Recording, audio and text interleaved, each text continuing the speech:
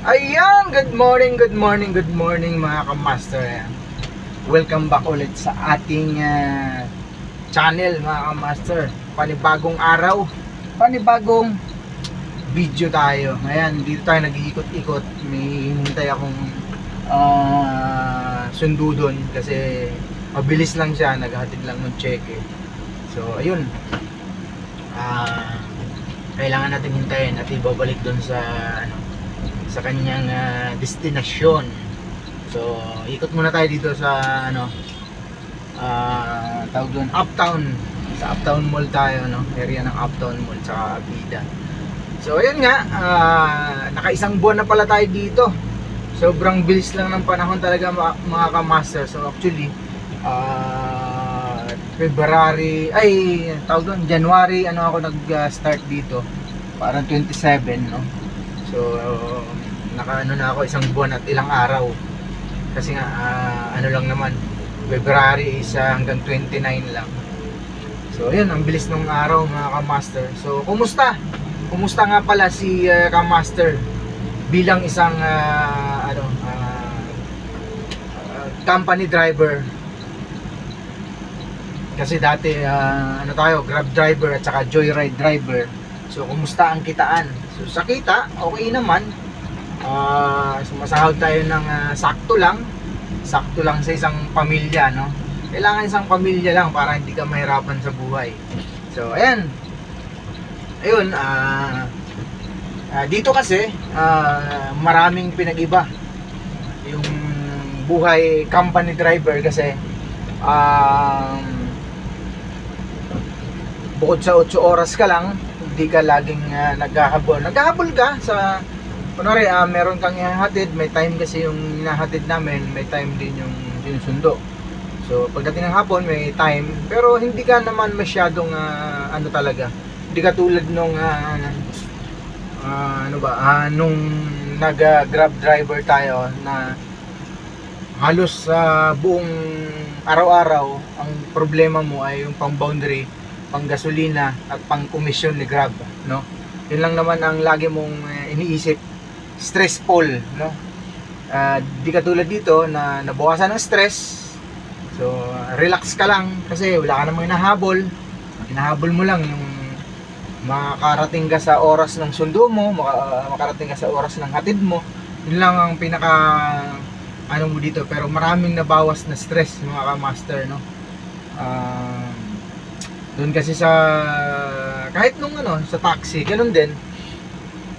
Naghahabol ka lagi ng pang boundary araw-araw, lalo kapag arawan ka, wala kang ibang iniisip kundi boundary, pang gasolina.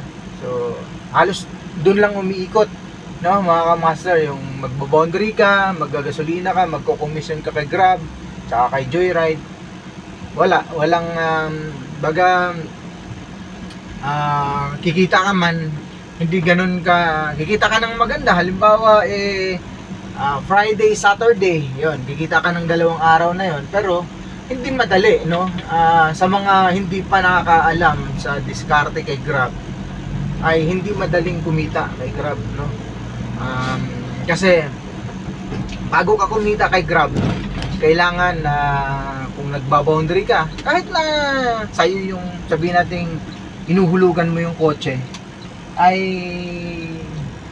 pa rin yun, hahabulin mo pa rin yung pang monthly mo. So ganun pa rin, magtatabi ka pa rin ng araw-araw na pang monthly mo sa darating na kung anong petsa yung hulugan mo ng kotse. So hindi lang yun ang itatabi mo, pati yung pang maintenance, pang change oil, pang bili ng gulong pagdating ng araw. So lahat yun kailangan mong itabi, no? Kailangan mong pag-ipunan sa Grab. So ayun, hindi madaling kumita sa Grab. Kailangan, kung halimbawa nagba-boundary ka, example, so kailangan sa isang araw mag-gross ka. Anong ibig sabihin ng gross?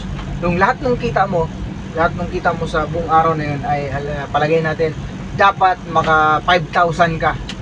Yun mga kamasa, dapat maka 5,000 ka. Bakit? Bakit kailangan maka 5,000 ka? Kasi kung hindi ka maka 5,000, hindi ka kikita ng maganda. Ganun ang kalakaran, no, sa Grab at sa Joyride man yan. Hindi ka kikita ng maganda kapag hindi ka kumita ng araw na yon ng 5,000. Kasi ganito yan, kung nagbaboundary ka, halimbawa yung boundary mo, kung ikaw ay naka Innova, no? So karamihan ng palagay na lang natin, yung iba kasi mas mahal eh. Yung iba 1.5 pa, 1.4. So palagay na lang natin 1.2 yung boundary. Pinakamabait na operator yun kung magpapa-boundary ng 1.2 sa 6-seater. So ang magagamit mo namang gas, palagay natin kasi Innova diesel naman. So 1.1, no? Mga 1,000 ganun. So meron ka na kaagad na tuto. Tuto na yung ano mo doon, gagastos mo. So syempre sa 5,000 na yon, 20% si Grab, 1,000 kaagad ang tumataginting kay Grab at Joyride sa 20% na komisyon nila, no? Mga master, magkano na? 3,2. So syempre hindi gagana ang cellphone mo kapag wala kang load. Maglo-load ka, siyempre kakain ka. So sabihin natin mag-load ka ng 50 pesos na lang sa isang araw, and then kakain ka ng 250 sa buong araw na yon. Kasi sa biyaheng Grab, hindi ka rin kikita kung babiyahe ka lang ng 8 oras. So ang pinaka standard na biyahe para kumita ka ng maganda sa Grab ay bumiyahe ka ng 12 hours pataas, no? Kung sabihin mo, ay akin naman tong kotse, babiyahe lang ako ng kung anong oras ang gusto ko, hindi ka kikita. Kahit na sabihin hinuhulugan mo pa yung kotse, sa'yo pa yung kotse, hindi ka kikita kasi kulang pa yun sa pang-maintenance at pang-monthly mo. So ang katotohanan ay talagang kailangan mong bumiyahe ng 12 hours pataas, mga ka-master, para kumita ka ng maganda sa Grab, no? Ganun ang katotohanan, mga ka-master. Hindi madali na bumiyahe sa Grab, no? Walang madali naman kahit saan, walang madaling trabaho. So ngayon, kaya nga nagtataka rin ako dito kasi marami daw nagre-resign na siguro hindi lang nila nagugustuhan kasi siyempre iba-iba ng ano yan eh, panlasa, baga panlasa. Lahat naman tayo iba-ibang panlasa, iba-iba ng gusto, no?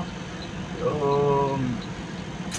sa akin kasi okay sa akin yung company na to kasi kahit na sabihing nagbubuhat ka, tutulong ka kasi yung mga cleaners, mga babae karamihan, so tutulong ka magbuhat dun sa mga dala-dala nila. So pagkatapos mo silang ihatid, pagkatapos mo ibaba, wala ka nang gagawin, mga ka-master. So tambay ka na lang, maghihintay ka ng oras kung kailan naman sila susunduin pagdating ng tanghali, hapon. Kasi hindi lang sa isang araw kasi minsan yung nililinisan nila ay yung tawag doon, nakakadalawang lipat sila ng lugar sa isang araw, no? So minsan buo naman, buong araw naman sila doon sa, depende sa laki nung lilinisin nila na kwarto, square meter kasi. So ayun na, yun lang ang masasabi ko. Kumusta si Ka-Master pagkatapos ng isang buwan na nag-company driver, no? Iniwan niya yung taxi, iniwan niya yung Joyride, iniwan niya yung Grab, kasi hindi na maganda. Bukod sa hindi na maganda ang kitaan, hindi pa maganda ang patakaran, no, mga ka-master. Yun ang katotohanan. So kung saan tayo masaya sa trabaho, dun tayo, mga ka-master. So yun lang, mga ka-master. Hanggang sa susunod na video. Bye-bye!